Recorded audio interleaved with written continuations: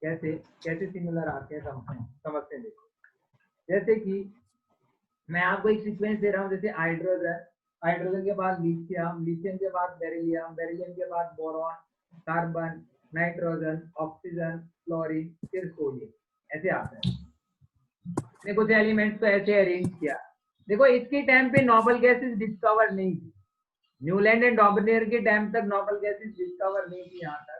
अब देखो ये आपका फर्स्ट एलिमेंट है, जिसे मैं मार्क कर रहा हूँ, ये फर्स्ट एलिमेंट, ये सेकंड एलिमेंट, ये थर्ड एलिमेंट, ये फोर्थ, ये फिफ्थ एलिमेंट है, ये सिक्स्थ एलिमेंट, ये सेवंथ एलिमेंट, और अपने पास क्या आएगा ये एट्थ एलिमेंट, और ये क्या आएगा आपका नाइन्थ एलिमेंट, ऐसे आना चाहिए। तो यहाँ पे मैं चेक कर रहा हूँ कि फर्स्ट एलिमेंट और एट्थ एलिमेंट की प्रॉपर्टी सिमिलर है। इसका मतलब हाइड्रोजन और अकॉर्डिंग टू न्यूलैंड ये कहता है कि हाइड्रोजन और फ्लोरीन की प्रॉपर्टीज का मतलब सिमिलर रहनी चाहिए।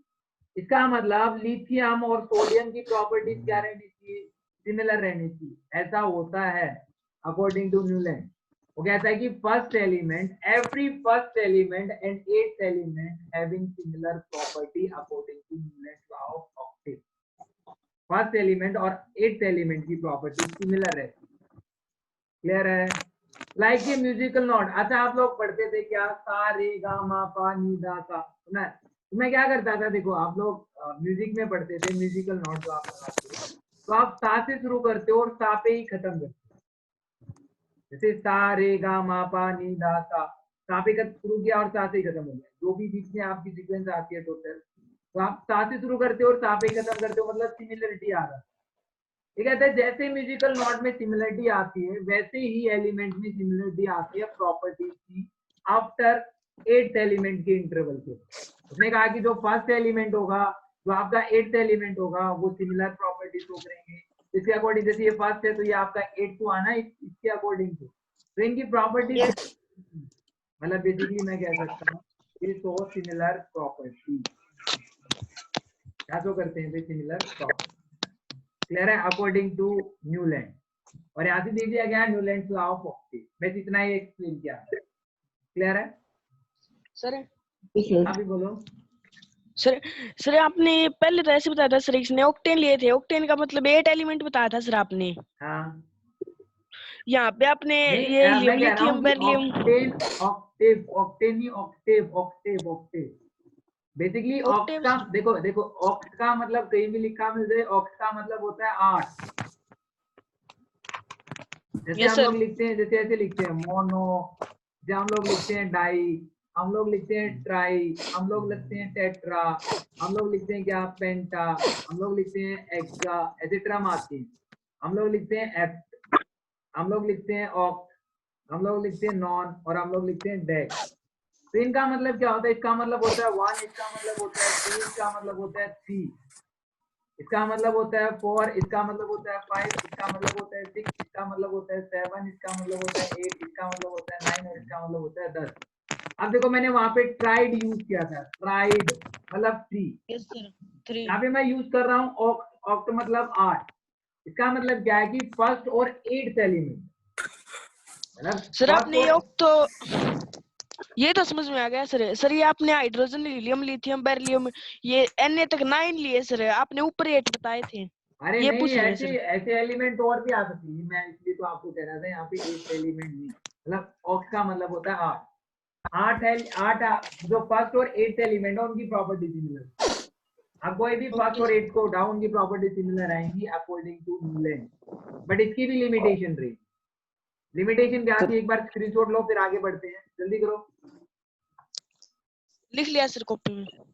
हो गया सर। अब देखो उसके बाद क्या है कि आपके पास जैसे क्या हुआ, इसकी कुछ लिमिटेशन रही। लिमिटेशन क्या थी, जैसे limitation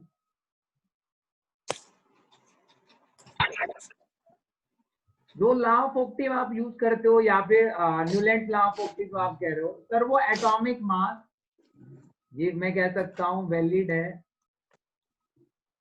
valid up to atomic mass 40। 40 किसका होता है? कैल्शियम। यानी इसका मतलब जो आपका न्यूलैंड लॉ है वो सिर्फ वैलिड है अप टू कैल्शियम। कैल्शियम के बाद हम लोग इस लॉ को नहीं पढ़ते।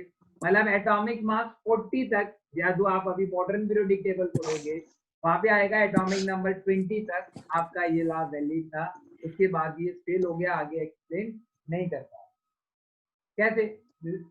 जैसे मैं बात करता हूँ कि सर सेकंड लिमिटेशन की थी, मैं बात करूँ, फर्स्ट लिमिटेशन तो ये होगी, सेकंड लिमिटेशन हम लोग देख सकते हैं।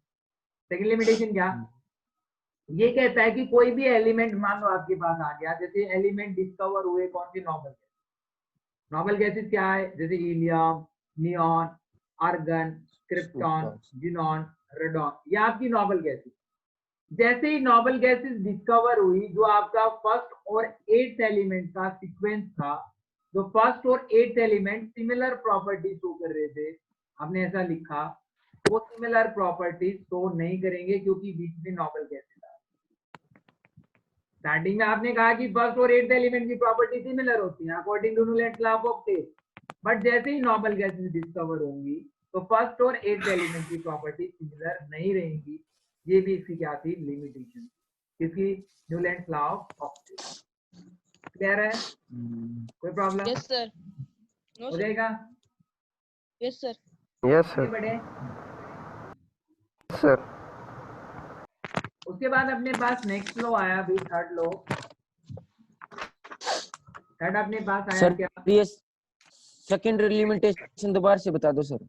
सेकंड लिमिटेशन क्या थी कि जो भी नॉर्मल गैसेस होती हैं, जैसे नॉर्मल गैसेस जो इनर्ट गैसेस हम लोग कहते हैं जिनको, जैसे नॉर्मल गैसेस इनर्ट गैस, जैसे helium, neon, argon, krypton, xenon, ये नॉर्मल गैसेस होती हैं। मतलब जो कि जैसे देखो मैं लिख रहा हूँ, ये आपकी हीलियम, ये क्या है? नियॉन, फिर क्या है? आर्गन, फिर क्या है? क्रिप्टॉन, फिर क्या है? जिनॉन, फिर क्या है? रेडॉन।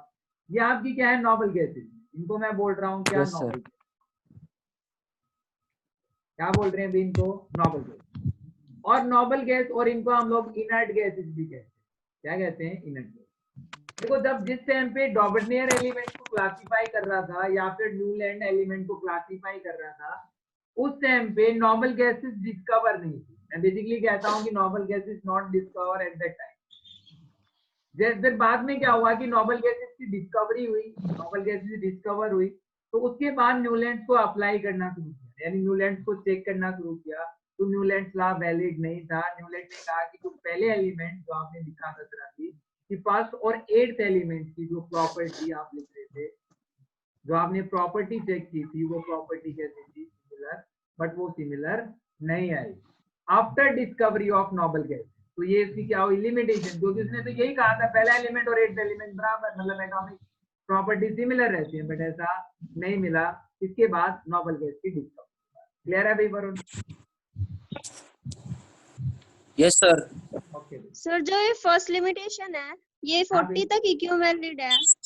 क्योंकि आप वहां तक ये ट्रेंड फॉलो हो रहा है। यदि आप 40 तक एलिमेंट लिखते हो, मतलब एटॉमिक मास 40 तक लिखता हूँ, तो वहां तक वो ऐसा ट्रेंड मिल रहा है। जैसे मैंने अभी लिखा था एलिमेंट का कुछ, जैसे हाइड्रोजन, फिर आप लिख रहे थे क्या? लिथियम, फिर आपने लिखा बेरिलियम, फिर आप लिख रहे हो boron, carbon, nitrogen, oxygen, chlorine, sodium. Sodium के बाद फिर हम लोग लिखते हैं मैग्नीशियम, फिर ऐसे हम लोग चलते जाते हैं। मैग्नीशियम के बाद एल्यूमिनियम, एल्यूमिनियम एल्यूमिनियम कितना हो गया? 13। फिर आता है सिलिकॉन, सिलिकॉन के बाद क्या आता है? सिलिकॉन के बाद आता है फास्फोरस, फिर सल्फर, फिर क्लोरीन, ऐसे आएगा। फिर क्या आएगा? क्लोरीन के बाद क्या आता है अभी आपका? क्लोरीन के बाद क्या आएगा? आपका आएगा पोटासियम, पोटासियम के बाद क्या आएगा? कैल्शियम। अब देखो इनको एलिमेंट का नंबर दो, 1 2 3 4 5 6 7 8 9 10 11 12 13 14 15 16 17, ऐसे अपने पास कुछ एलिमेंट्स हैं। सही।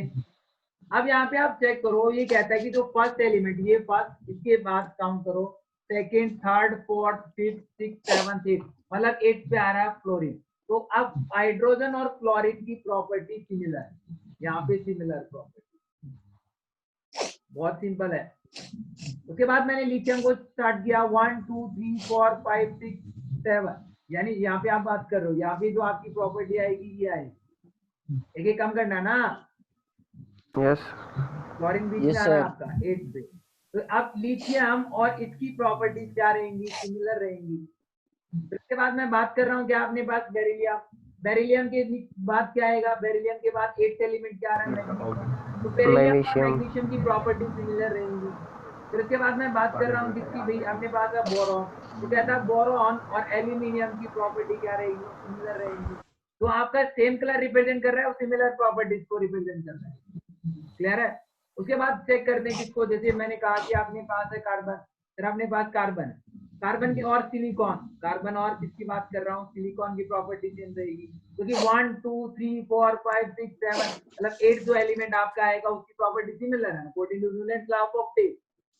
समझ आया यस कुछ? सर, यस सर, यस हो सर, जाएगा? Yes sir. Yes yes sir. Okay sir